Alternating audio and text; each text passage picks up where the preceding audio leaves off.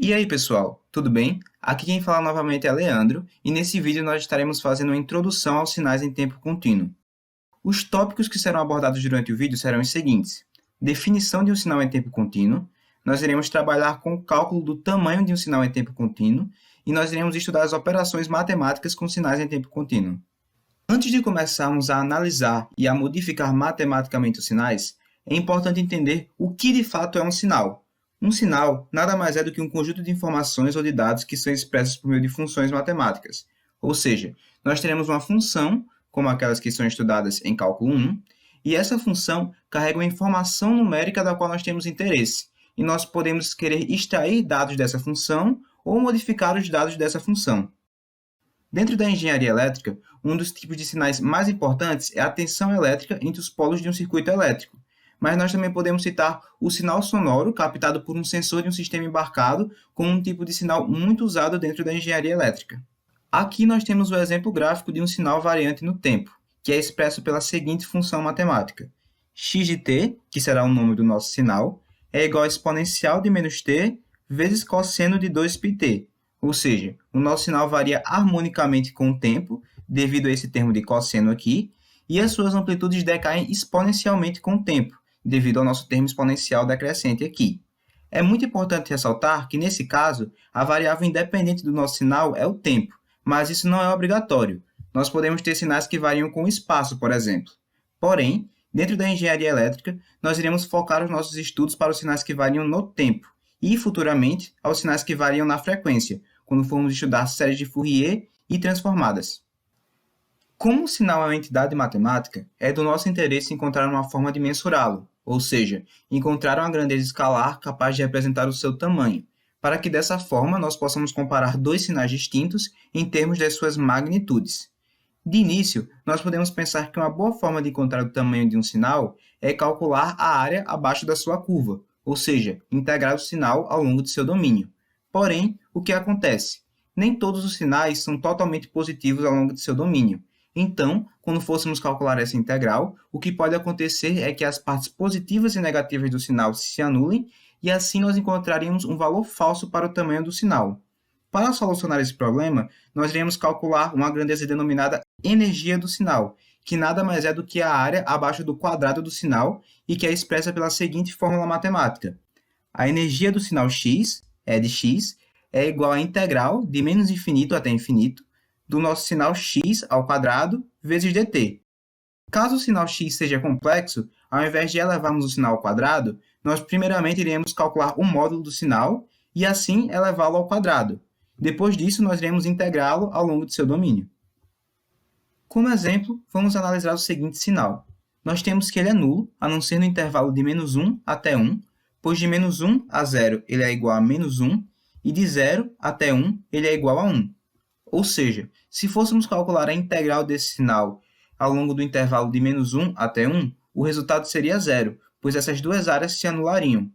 Então, para calcularmos o tamanho desse sinal, nós precisamos usar a fórmula da energia, ou seja, elevar esse sinal ao quadrado e depois calcular a integral ao longo de seu domínio. Dessa forma, nós teremos que a energia do nosso sinal será igual à integral de menos 1 até 1, que é o intervalo no qual o nosso sinal não é nulo, do nosso sinal ao quadrado vezes dt. Porém, no intervalo de menos 1 até 1, como nós vimos anteriormente, o nosso sinal não é contínuo, pois de menos 1 a 0 ele é igual a menos 1, e de 0 até 1 ele é igual a 1. Ou seja, essa integral ficará dividida em duas integrais da seguinte forma. A primeira integral será integral de menos 1 a 0 de menos 1 ao quadrado, ou seja, integral de 1.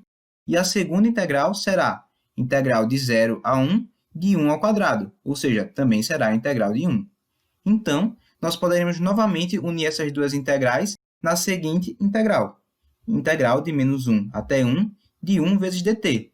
E a integral de 1 é igual a t. E do intervalo de menos 1 até 1, essa integral é igual a 2. Ou seja, a energia do nosso sinal será igual a 2.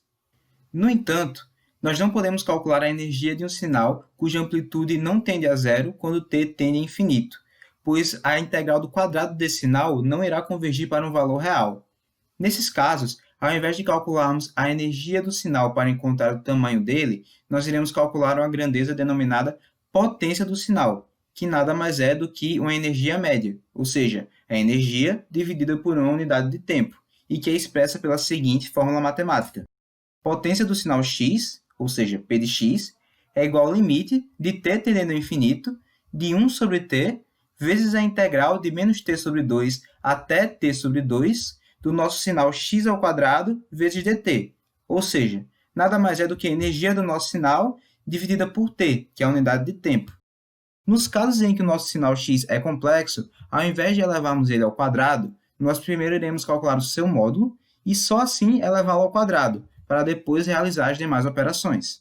Como exemplo, vamos analisar o seguinte sinal, que é expresso pela função matemática x de t igual a 4 cosseno de t, onde vemos claramente que a sua amplitude não tende a zero à medida que o t cresce. Ou seja, se fôssemos calcular a energia desse sinal, o nosso resultado seria infinito, o que obviamente não é um valor válido para representar o tamanho do sinal. Então, nesse caso, ao invés de calcular o tamanho do sinal por meio da energia, nós vamos calcular o tamanho do sinal por meio da potência. Antes de calcularmos de fato a potência do nosso sinal, vamos nos atentar à seguinte identidade trigonométrica. Cosseno ao quadrado de x é igual a meio vezes 1 mais cosseno de 2x, pois essa identidade será importante para calcularmos a integral a seguir. Começando então a calcular a potência do sinal, nós teremos que P de x será igual ao limite de t tendendo a infinito de 1 sobre t vezes a integral de menos t sobre 2 até t sobre 2 de 4 vezes cosseno de t ao quadrado vezes dt. Porém, nós temos que 4 vezes cosseno de t ao quadrado é igual a 16 vezes cosseno ao quadrado de t. E nós sabemos que cosseno ao quadrado de t é igual a meio vezes 1 mais cosseno de 2t. Ou seja, nós poderemos dividir essa integral em duas integrais, da seguinte forma. A primeira integral será limite de t tendendo ao infinito de 16 sobre 2t vezes a integral de menos t sobre 2 até t sobre 2 de 1 vezes dt. Esse 16 vem do nosso 4 ao quadrado e o meio vem da identidade trigonométrica. E a segunda integral será limite de t tendendo ao infinito de 16 sobre 2t vezes a integral de menos t sobre 2 até t sobre 2 de cosseno de 2t vezes dt. Essa segunda integral será igual a zero, pois nós estamos integrando um cosseno em um intervalo simétrico muito grande, ou seja, os valores das suas áreas irão se cancelar. E a primeira integral é a integral de 1 vezes dt, que nada mais é do que t. E no intervalo de menos t sobre 2 até t sobre 2, isso será igual a t, ou seja, isso resultará em limite de t tendendo a infinito de 16 sobre 2t vezes t. Cortando t com t e dividindo 16 por 2, nós ficaremos com limite de t tendendo a infinito de 8, que obviamente é igual a 8.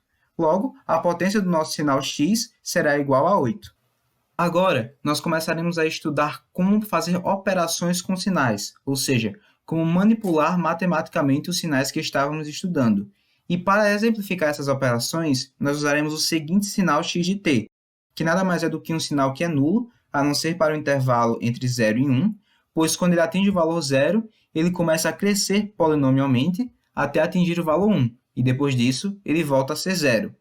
Vale lembrar que todas as operações que vamos mostrar com esses sinais são aplicáveis a todos os demais sinais. Vamos começar com a operação de deslocamento temporal, que nada mais é do que uma forma de atrasar ou adiantar o nosso sinal no tempo. Ou seja, se tivéssemos o nosso sinal x de t do slide anterior e fizéssemos x de t menos 1, nós estaríamos atrasando esse sinal no tempo em 1 segundo, ou seja, deslocando o seu gráfico para a direita. Então, se antes o nosso sinal estava definido para os valores entre 0 e 1, agora ele estará definido para os valores entre 1 e 2, pois ele foi atrasado no tempo em 1 segundo. A mesma coisa aconteceria se fizéssemos x de t menos 2, só que agora nós iríamos atrasar o nosso sinal em 2 segundos. Então, o nosso sinal ficaria definido para os valores entre 2 e 3. Caso realizássemos a operação oposta, ou seja, ao invés de fazermos x de t menos 1, fizéssemos x de t mais 1, nós estaremos adiantando o nosso sinal no tempo, ou seja, deslocando o nosso gráfico para a esquerda. Então, se antes o nosso sinal estava definido para os valores entre 0 e 1, agora ele estará definido para os valores entre menos 1 e 0. Se fizéssemos, por exemplo, x de t mais 3, agora o nosso sinal seria deslocado mais ainda para a esquerda e ficaria definido para os valores entre menos 3 e menos 2, pois o nosso sinal foi adiantado no tempo em 3 segundos, em relação ao original. Agora, nós iremos estudar a próxima operação com sinais, que é o escalamento temporal, que nada mais é do que uma forma de comprimir ou expandir o nosso sinal do tempo. Ou seja, se temos o nosso sinal x de t original e fizéssemos x de 2 vezes t, o que aconteceria é que nós estaríamos comprimindo o nosso sinal no tempo por um fator de 2. Ou seja, se antes o nosso sinal estava definido para os valores entre 0 e 1, agora ele estará definido para os valores entre 0 e meio, pois o nosso sinal foi comprimido em um fator de 2. Algo similar aconteceria se fizéssemos x de 3 vezes t, porém agora nós estaríamos comprimindo o nosso sinal por um fator de 3. Então, o nosso sinal estaria definido para os valores entre 0 e 1/3. E daí em diante, nós podemos comprimir o nosso sinal por qualquer fator que seja do nosso interesse. No entanto, se ao invés de fazermos x de 2 vezes t, fizéssemos x de t sobre 2, nós estaríamos expandindo o nosso sinal no tempo. Ou seja, se antes o nosso sinal estava definido para os valores entre 0 e 1, agora ele estará definido para os valores entre 0 e 2, pois o nosso sinal foi expandido no tempo por um fator de 2. E algo similar aconteceria se fizéssemos x de t sobre 3, só que agora o nosso sinal seria expandido no tempo por um fator de 3. Então, o nosso sinal ficaria definido para os valores entre 0 e 3.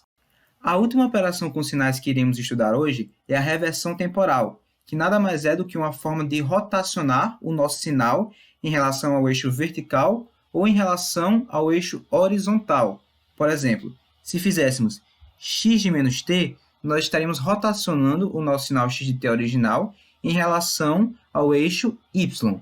Então, se antes o nosso sinal era iniciado em 0 e crescia polinomialmente até chegar em 1, agora o nosso sinal começará em menos 1 e irá decrescer polinomialmente até chegar em 0, pois ele foi rotacionado em relação ao eixo vertical. Se fizéssemos, no entanto, menos x de t, nós estaríamos rotacionando o nosso sinal original em relação ao eixo horizontal. Ou seja, se antes o nosso sinal estava definido para os valores entre 0 e 1, começando no 0 e crescendo polinomialmente até atingir o valor 1 no eixo vertical, agora ele também começará no ponto 0, porém ele irá decrescer polinomialmente até atingir o valor menos 1 no eixo vertical, pois ele foi rotacionado em relação ao eixo horizontal, de forma similar a como foi feita a rotação no eixo vertical. Bem, pessoal, esse era o último conteúdo que eu gostaria de ter apresentado nesse vídeo. Espero que vocês tenham gostado e continue assistindo os vídeos para aprender mais. Até o próximo vídeo.